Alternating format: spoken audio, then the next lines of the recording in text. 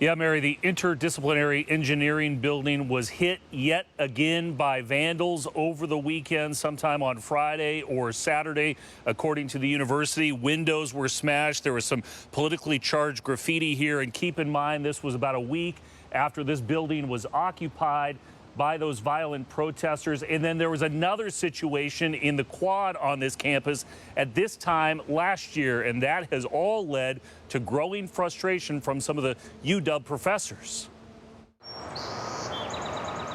He may normally deal with the weather. We're a leader in research in so many areas. But Cliff Mass now sits in his UW office on a sunny day and sees different clouds over campus. We've had lawlessness, violence, anti-Semitism that has spread around this campus. They tolerated this. In fact, in some cases, they even rewarded it by giving away free scholarships to, Gazan students. The professor with a penchant for blogging about the upper atmosphere questions university's leadership for the political version on the ground after yet another case of vandalism and destruction at the IEB over the weekend, days after the building was occupied and damaged by pro-Palestinian and violent intruders. That was 7 days ago, yet with 34 arrests and $1 million in damage, there have been 0 criminal charges.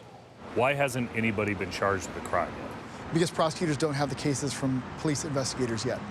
The key is getting those cases as referrals from police investigators. Right now, what the cops are trying to do is build the strongest possible case. Casey McNerthney is with the King County Prosecutor's Office. Is there a felony statute in a case like this, potentially?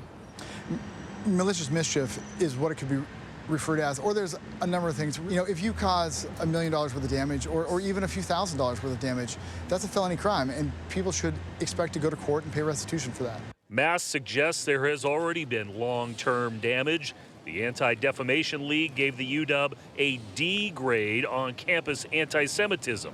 How can UW raise that grade? Well, I think it's very straightforward. You do not allow violent speech. Until the university sets that tone, he argues, further storms lie ahead.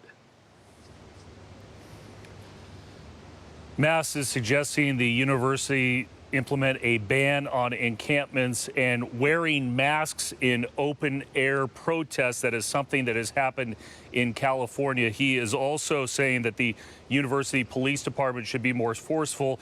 The PD did not return a call today asking for comment, and we do have an open request into University of Washington leadership for an on-camera interview. That so far has been declined. The UW will say that they have suspended 21 students and banned them from campus since their initial arrest last week. Marion Preston. Chris, will UW do anything different as far as security around that building?